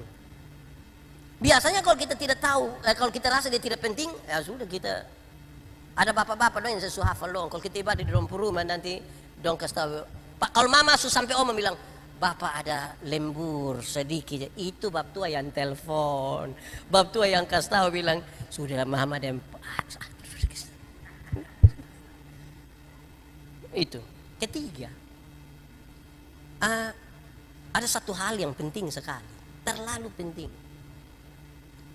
Ingat bahwa pendeta atau siapapun itu dia hanya bisa menyampaikan. Yang merubah orang sebenarnya bukan pendeta, Roh Kudus yang merubah. Tidak akan ada manusia bikin tobat manusia. Tidak ada. Yang menobatkan orang itu adalah Roh Kudus. Supaya pendeta itu tidak ada jasa di situ. Karena ada banyak orang tua tuh dia tidak datang ibadah kaum Bapak, terus dia datang. Kenapa datang? Ais mam tua su telepon, betul son datang. Jadi dia datang, tapi sesungguhnya dia tidak datang. Karena di mam tua su telepon lah, betul son pisu salah lah. Akhirnya dia datang, mah itu dia tidak datang sesungguhnya. Saya bawa PA di gereja Silo, naik hotel. Potong PA begitu, terus tiba-tiba ada satu orang tua dia bangun bicara. Dia bilang begini, Pak Pendeta, saya butuh perkenalkan diri. Saya setelah disebut nama dia kasih tahu. Tugas hari-hari saya polisi. Terus di rayon saya penatua. Saya mau minta Pak tolong tanggapan dulu buat saya. Kenapa? Jemaat di rayon di mana saya melayani itu Bapak judi, mabok, dan pemalas gereja itu di mata biji. Dong mabok dulu sih.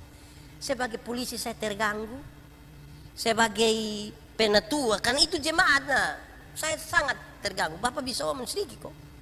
Dia saya senyum. Waktu saya senyum, beliau Pak Pendeta minta maaf. Saya punya pertanyaan terlalu remeh kok, sampai Bapak senyum begitu. Sebenarnya tidak. Saya senyum ini karena saya yakin ada satu hal yang Bapak tidak pernah lakukan. Dia tanya apa itu? Saya tanya dia, Bapak kenal itu orang yang duduk main judi di situ, minum mabok di situ? Tahu Bapak? Oh itu jemaat dan kita bertetangga nah Bapak. Oke. Berarti Bapak tahu dia pun nama? Iya. Saya mau tanya, ada berapa kali Bapak berdiam diri menghadap Tuhan dan sebut dia pun nama satu-satu? Bapak pernah lakukan itu? Ini orang tua di Air Mata terduduk. Beberapa bulan kemudian dia ketemu saya, dia pegang tangan. Pak Pendeta terima kasih, benar ya Pak Pendeta. Dia berdoa menyebutkan nama-nama itu orang. Ketika waktu Tuhan sudah datang itu selesai. Dengan cara itu. Kita pun tugas itu berdoa. Supaya ketika datang, betul-betul kita hadir dalam, ya betul-betul kita hadir. Sebagai orang yang Tuhan mau pakai. Tapi saya pakai tadi, antara penting dan tidak penting itu.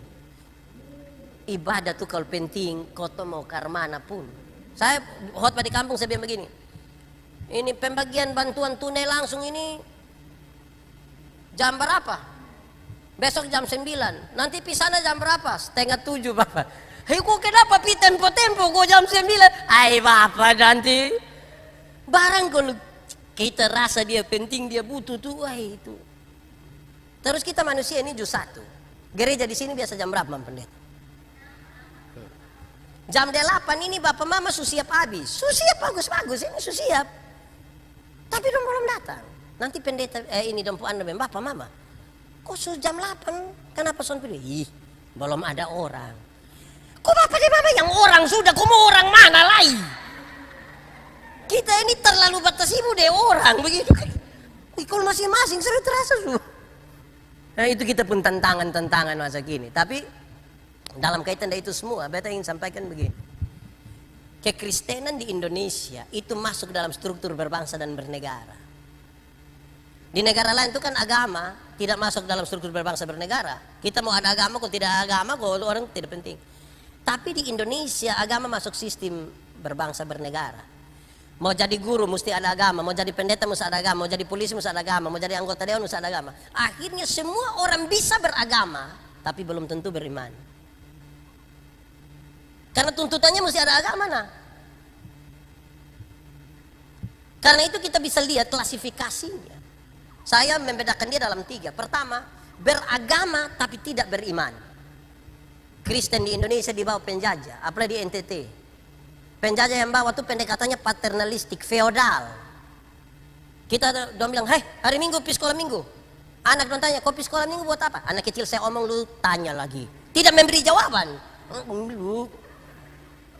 Pendekatannya feodal, paternalistik. Akhirnya orang berdiri terus siram air. Karena siapa? Kristen. Bayangkan pendasarannya bermasalah. Ini tingkat paling rendah. Ada agama tapi tidak ada iman. Kedua, bertobat tapi tidak berbuah. Banyak orang sudah bertobat tapi tidak berbuah. Orang yang bertobat tapi tidak berbuah itu ceksa. Di ibadah manapun kesempatan nanti untuk dia bercerita atau bersaksi dan dia bangun dia bilang, waktu tahun 1970 pindah lagi ibadah sebelah dia ulang lagi waktu tahun 1970. Pindah lagi sebelah dia ulang lagi waktu 1970. Satu saat dia berbangun orang bakor bilang 1970 sudah bagus. Karena dia hanya ada pada masa lalu 1970. 2020 dia tidak ada. Dia di 1970 sah. Nah, yang paling hebat tuh di klasifikasi yang terakhir, kelas paling tinggi itu dia pun nama berbuah. Berbuah. Dalam hal inilah Bapakku dipermuliakannya itu jika kamu berbuah. Kalau mau Tuhan dipermuliakan itu dia pencarian satu, berbuah. Pertanyaannya adalah berbuah bagi Tuhan gampang kok susah? Banyak orang biasa bilang susah, padahal jawabannya gampang. Berbuah bagi Tuhan itu gampang. Kenapa? Kalau ada ranting di sini, ranting yang melekat pada pohonnya, buah keluar yang sendirinya tanpa disuruh. Yang cari makanan namanya akar, akar kirim ke daun, daun ada proses fotosintesis di sana. Habis itu makanan dikirim menghasilkan buah. Tidak disuruh. Banyak orang rindu berbuah tapi tidak melekat pada pohon. Itu dia masalah. Jadi kita bisa tahu kita ada di yang bagian manapun untuk melihat itu. Tapi saya kira ini hal-hal yang penting bagi kita untuk kita dari sehari ke sehari melihat bagaimana. Kita bapak-bapak ini juga kadang-kadang nanti masih kuat-kuat tidak melayani nih, tidak ibadah. Nanti kok sakit berat baru datang bilang, kalau bisa biar saya diaken dua. Wah, ini berat. Oke, 2 orang lagi kok, 2 orang lagi terus kita selesai ya. Oke, ada kok, boleh kok, silakan. 1, oke boleh semua omong, silakan ya. Ya, silakan kakak.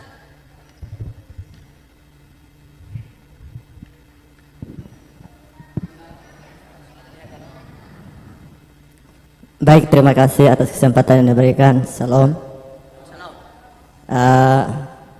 Dari saya bukan pertanyaan, tapi kalau bisa dibilang bentuk ini protes dari anak-anak. Begini, Mbak Pendeta, menurut saya di negara kita ini doktrin yang salah terhadap anak-anak. Kenapa doktrin yang salah terhadap anak-anak? Untuk hak anak-anak. Kenapa saya katakan seperti itu? Dulu kalau ini perempuan bilang kalau mau sekolah tinggi-tinggi juga tetap kembali ke dapur. Habis itu walaupun perempuan sekolah tinggi-tinggi tetap kembali ke dapur dan laki-laki dia akan jadi pemimpin. Itu doktrin yang salah dari dulu menurut saya. Dan tetap berlanjut sampai sekarang. Kita lihat saja di pemerintahan. Kalau kita lihat ada undang-undang bahwa keterwakilan perempuan 40%, tapi sampai sekarang itu tidak akan terrealisasi. Kenapa? Karena doktrinnya yang salah. Contoh, kalau perempuan seperti yang dikatakan oleh Bapak Pendeta tadi, bahwa kalau perempuan keluar malam tidak diizinkan oleh orang tua. Tapi sebenarnya menurut saya untuk melakukan sesuatu itu kita harus melihat, menyaksikan dan kita terlibat. Perempuan itu banyak terlibat dalam pelayanan. Kenapa saya katakan itu? Misalnya kalau di gereja perempuan banyak terlibat dalam pelayanan, tapi laki-laki tidak. Laki-laki cuma piantar saja. Biasanya begitu. Kenapa begitu? Karena orang tua pemahaman bahwa pelayanan di gereja itu adalah pekerjaan ringan. Sedangkan di luar atau di masyarakat yang butuh laki-laki terlibat secara total. Habis itu saya belajar lagi dari satu perempuan ibu anggota dewan dari Kabupaten Kupang. Waktu dia masih kuliah dan proses belajar, mama tua aktif sekali dalam kegiatan-kegiatan sosial, baik di organisasi dan lain sebagainya. Namanya Ibu Desi Balong. Menurut saya kalau perempuan dibiasakan untuk terlibat dalam tantangan-tantangan di masyarakat atau di medan layan, menurut saya dia akan terbentuk. Kita juga lihat figur-figur perempuan yang luar biasa di NTT, misalnya Ibu Emi Nomleni, Ibu Ketua Sinode, itu karena mereka dibiasakan. Jadi menjadi pertanyaan saya, kalau laki-laki juga dibiasakan atau didoktrin untuk ada dalam pelayanan, maka laki-laki juga akan lebih hebat. Seperti mereka hebat dalam kegiatan-kegiatan ke masyarakat di pemerintahan begitu. Yang kedua, menurut saya kalau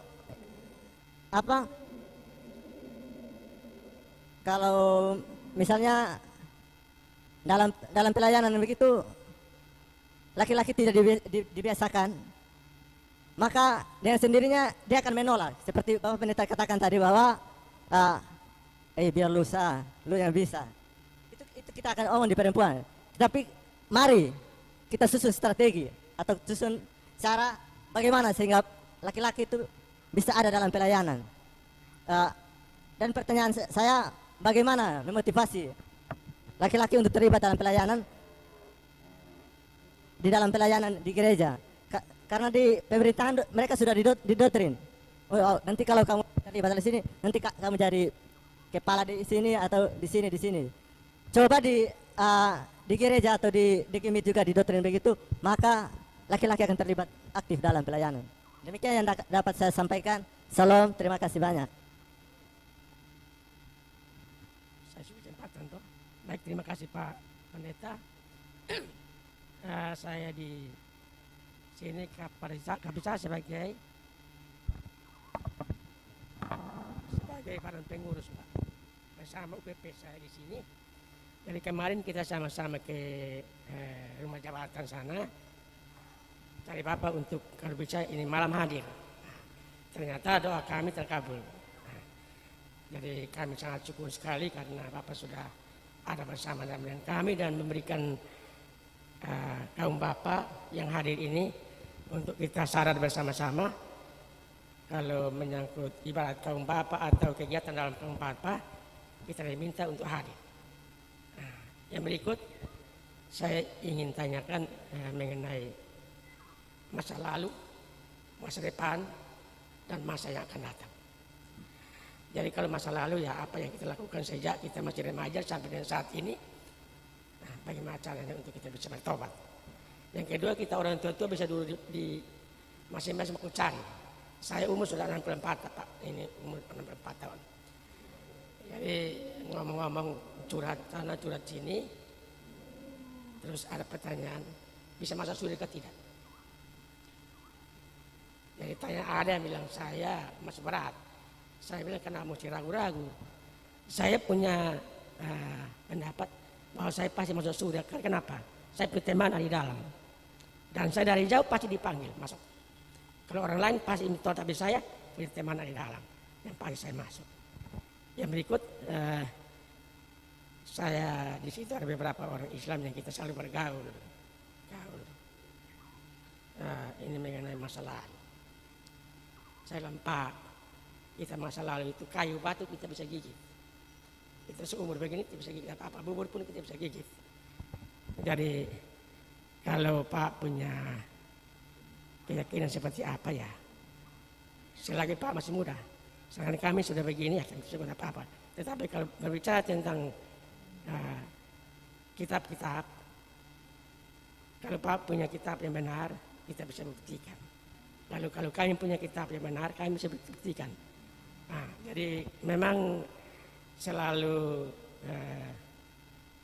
kontradiksi, kita tidak pernah bertemu. Jadi kalau misalnya satu waktu saya ditanya, saya hanya bilang saja, saya punya teman ada di dalam surga pasti dipanggil. Yaitu siapa? Yesus, pasti saya masuk. Itu saya punya teman, dari jauh pasti saya dipanggil untuk masuk. Kalau begitu, nah caranya bagaimana supaya masuk? Ya masuk dulu, percaya dulu, baru ikuti ketentuan baru bisa masuk. Tidak semacam malah masuk. Yang berikut saya minta kepada kaum Bapak, kebetulan malam ini kita sudah mendapatkan penyerahan-penyerahan.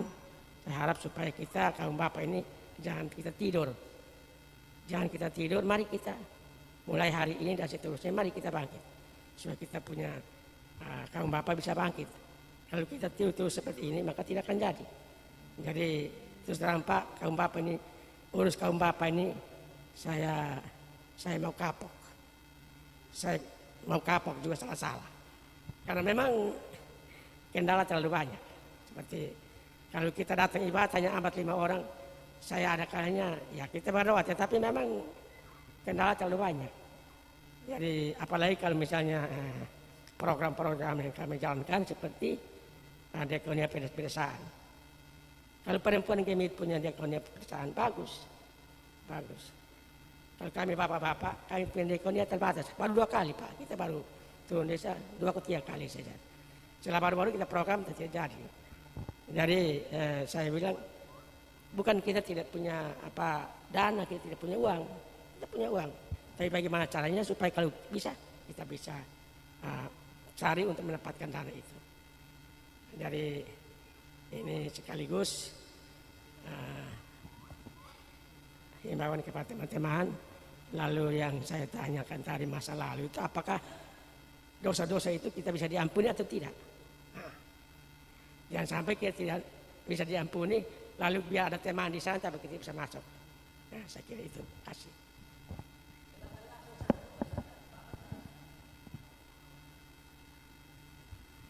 Baik, terima kasih kesempatan diberikan. Saya hanya minta saya Bapak, karena saya mau sudah jelas. Selama ini saya ingin untuk baik, tapi cobaan terlalu banyak. Saya tidak bisa pikul. Karena itu saya minta supaya resep itu apa, supaya saya bisa pakai itu untuk ke depan. Karena luar biasa, saya mau bangun tetapi jatuh lagi. Karena saya ingin untuk maju tetapi ke belakang lagi. Ya, itu yang saya minta. Yang kedua, kalau kita orang yang mau menuju baik, orang bilang dia jalan terus baik tetapi hasil sama. Itu 2 poin ini yang bilang kalau kita dekat gereja atau kita makan atau sembahyang orang bilang sok suci. Nah, ini yang saya butuh supaya ada kekuatan dalam saya. Terima kasih.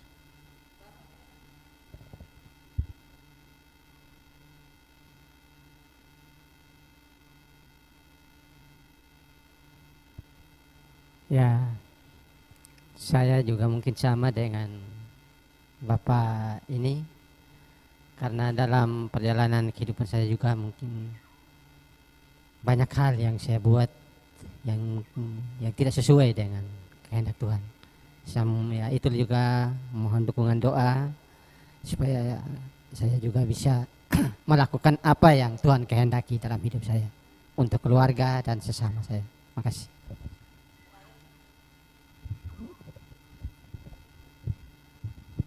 Tes. Ya, baik. Terima kasih Bapak Pendeta. Salam. Ada bahagia, ada sukacita malam hari ini. Luar biasa. Ya, baik. Terima kasih Bapak Pendeta. Ini mungkin yang pertanyaan yang terakhir. Dalam PA malam hari ini, pertama saya bersyukur karena bisa kita berkomunikasi lebih intens dan kita bisa saling menolong satu dengan yang lain. Yang pertama, kira-kira apa prinsip hidup dari Abraham yang bisa diteladani atau bisa dipakai oleh kaum bapa di dalam menanggapi atau respon terhadap panggilan pelayanan. Itu yang pertama. Yang kedua, apa karakter hidup Abraham yang bisa diteladani oleh kaum bapa juga sebagai seorang imam dalam keluarga. Terima kasih Pak Pendeta.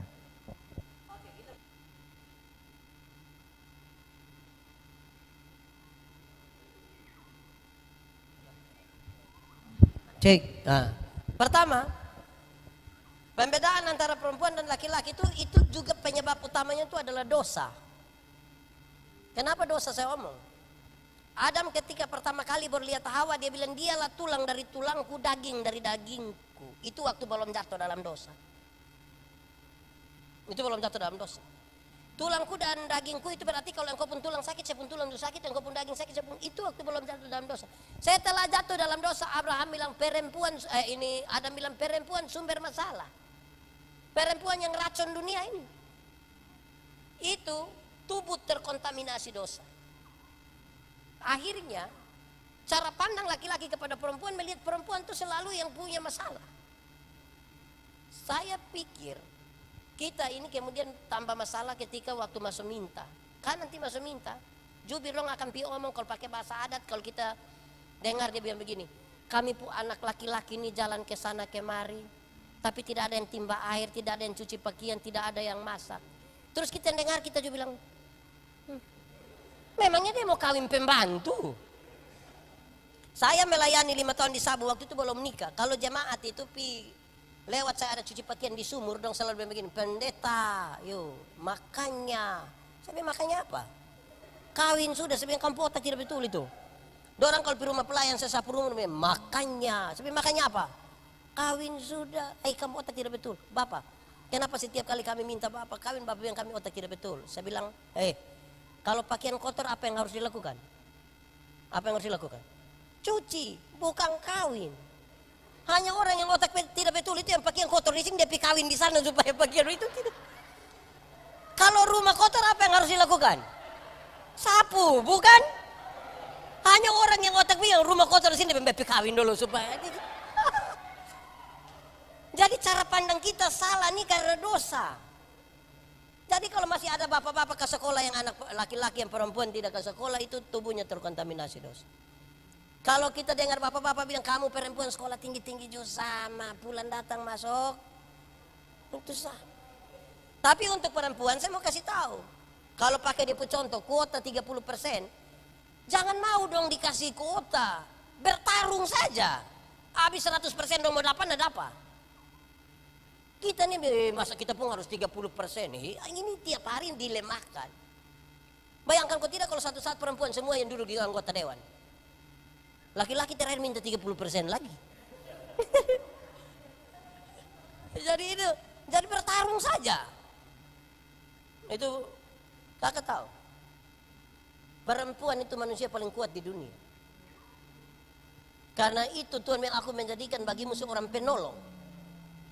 Kakak pula tanya mama, ibu-ibu ini kalau pernah melahirkan itu masalah yang paling berat di dunia. Tidak ada masalah lebih besar dari seorang perempuan melahirkan. Sehingga ibu-ibu kalau pernah melahirkan, itu suami mau kasih tengah dia, kok itu masalah semua kelasnya di bawah dia punya. Sangat di bawah. Nah itu serius untuk ingat soal hal itu. Kedua, bagaimana memotivasi bapak-bapak? Gampang. Pemahaman kita tentang keselamatan yang bermasalah. Karena kita jarang bicara soal itu. Contoh, kita dua tidak kenal. Saya dapat kakak nomor telepon. Saya telepon kakak, kakak sebentar malam jam 12 ketemu saya di Jalan Eltari depan rumah jabatan gubernur. Kakak mau? Tidak mau. Kakak ada ayam satu di rumah, kita dua tidak kenal. Saya pikir ke rumah, kakak saya itu ayam? Tidak mau. Saya ganti pertanyaannya. Saya mau kasih kakak oto baru satu, kakak mau? Mau Terus saya kasih dia oto baru satu, Toyota Alphard.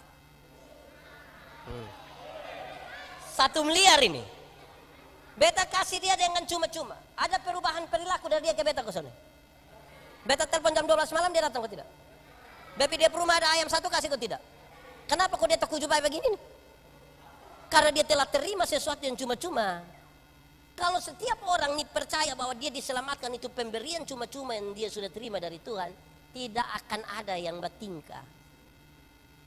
Tidak akan ada yang bertingkah. Kita pun pemahaman tentang keselamatan ini yang bermasalah. Jadi kalau memotivasi orang, bicara tentang keselamatan. Kita bukan siapa-siapa, kita semua berdosa. Tadi kakak pun 23.000.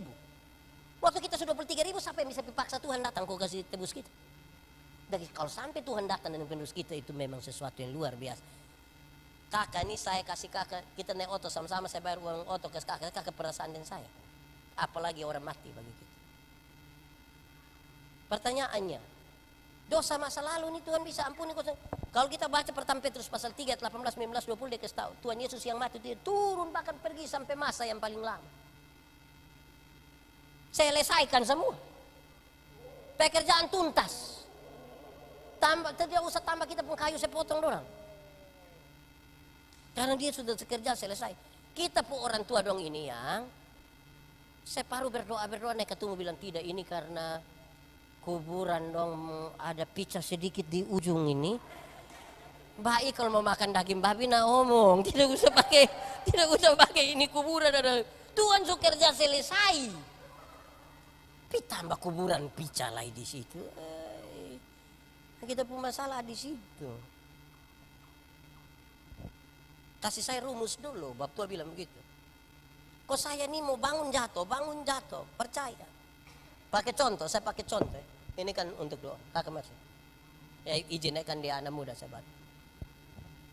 Ini penting untuk jadi contoh buat kita. Izin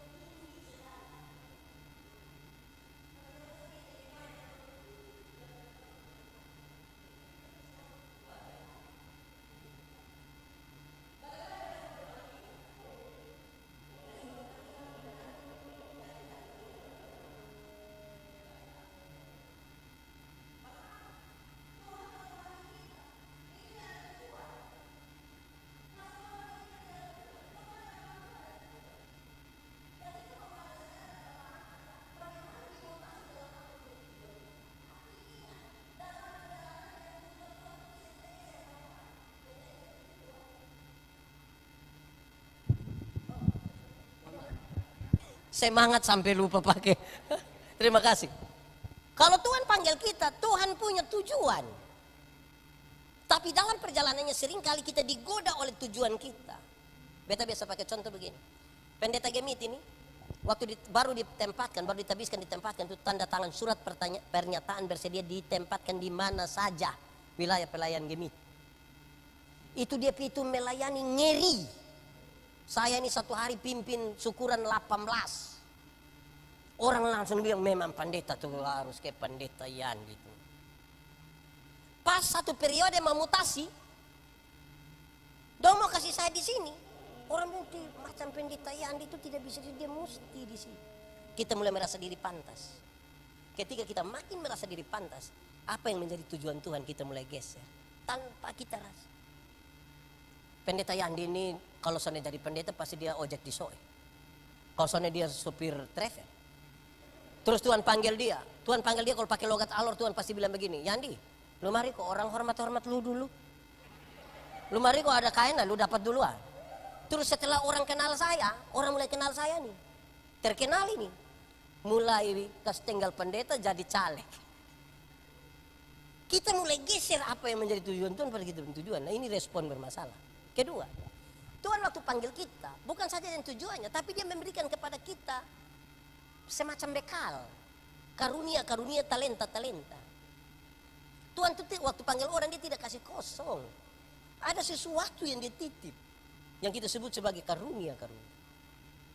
Karunia-karunia dipakai untuk apa? Untuk memuliakan Tuhan. Tidak ada karunia yang tidak untuk memuliakan Tuhan. Tapi hati-hati karena kita ini kemudian bisa membawa karunia untuk memuliakan diri. Kok di gereja kita dengar, mari teh, bab tua kalau berdoa sot kali. Tumam tua kalau berdoa 2 kali. Dan kakak tua kalau berdoa 3 kali. Jadi seolah-olah bab tua dan mam tua dong itu lebih hebat lagi kembali dari Tuhan.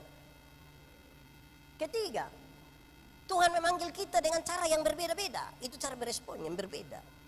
Cara Tuhan berjumpa seorang pendeta, beda Tuhan berjumpa seorang polisi, beda Tuhan berjumpa seorang ibu rumah tangga, beda Tuhan berjumpa seorang mahasiswa, beda Tuhan berjumpa seorang petani, Tuhan berjumpa seorang ojek, beda-beda. Supaya apa?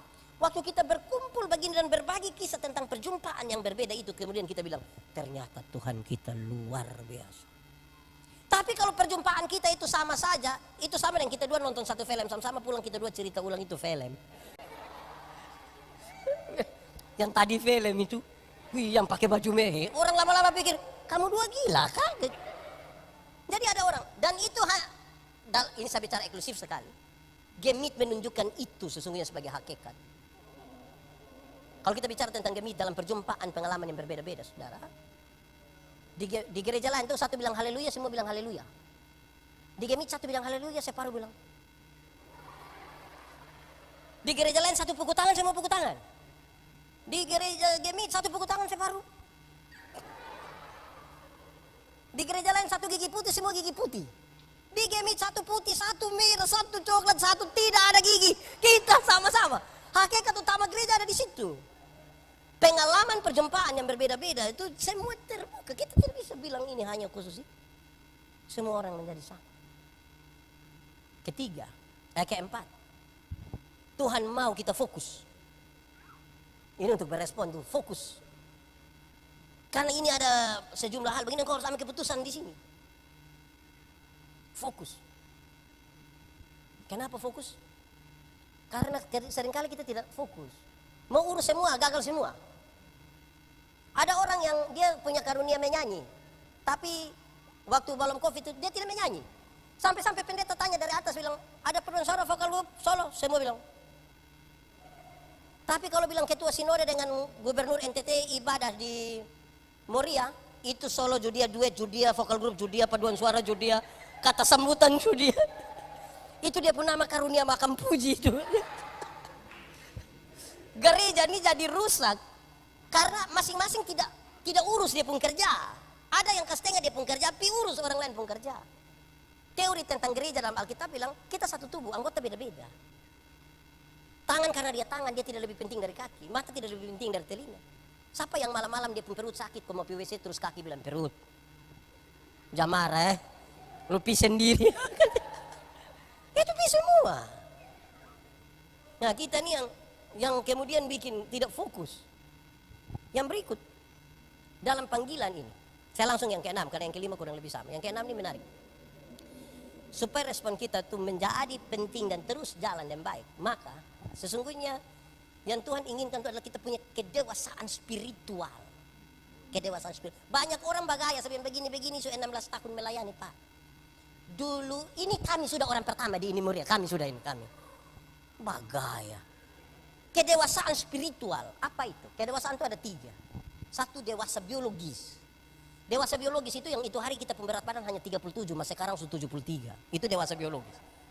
Itu hari kita pakai celana nomor 27 tidak ada masalah kan perut rata saja. Sekarang perut kayak ada 3, satu di sini, satu lagi. Itu dewasa biologis, siapapun bisa begitu, makan tidur, cocok gumuk. Kedua, dewasa psikologi. Dewasa psikologi tidak tergantung umur dan berat badan. Umur 40 tahun mau tukang tersinggung, sedikit-sedikit tersinggung, sedikit-sedikit tersinggung, sedikit-sedikit tersinggung. Tersinggung kok sedikit-sedikit. Nanti pas dia tersinggung terakhir orang bilang begini. Shh. Karena dia umurnya dewasa tapi dia kayak anak-anak. Nah ketiga kaitannya ini adalah dewasa iman. Ini saya pakai contoh saja. Ada anak umur 3 tahun. Dia dewasa iman tidak tergantung berapa lama kita melayani, berapa lama kita dipanggil. Ada anak umur 3 tahun ada meja berat 10 kilo. Anak umur 3 tahun bisa pikul meja yang 10 kilo. Tidak bisa kan? 17 tahun kemudian itu anak umur 20 tahun. Dia bisa pikul meja yang 10 kilo? Ketika dia sudah 20 tahun dia bisa pikul meja yang 10 kilo? Bisa. Yang berubah anak atau meja? Itu dewasa iman, dewasa spiritual itu di situ. Tidak meminta beban menjadi ringan. Meminta bahu yang semakin kuat. Kan dia tahu kalau Tuhan izinkan ada masalah, Tuhan tahu dia pun kuat berapa. Karena itu orang dewasa spiritual tidak akan pernah meminta orang lain berubah. Tidak akan. Karena yang berubah itu harus apa? Kita ini terlalu patah sibuk suruh orang lain berubah. Sampai lupa kita yang berubah. Ini dia pun soal. Kedewasaan spiritual. Itu hal yang mestinya. Untuk kita lihat ini bagaimana merespon itu panggilan. Karena panggilan dia tidak terjadi sekali. Ini kan pintu gerbangnya. Supaya kita jalan. Itu yang kemudian Abraham. Karena kesetiaannya itu. Dia kemudian disebut Bapa. Bukan karena dia bukan karena dia tidak berdosa lah begitu kan tadi Bapak justru kasih tahu kita dia pun. Nah ini saya kira hal-hal yang cukup penting bagi kita semua. Semoga kita ngomong berapa jam lebih kita berhenti sudah kita. Terima kasih banyak saudara semua, semoga ini menjadi sukacita buat kita. Tuhan memberkati kita.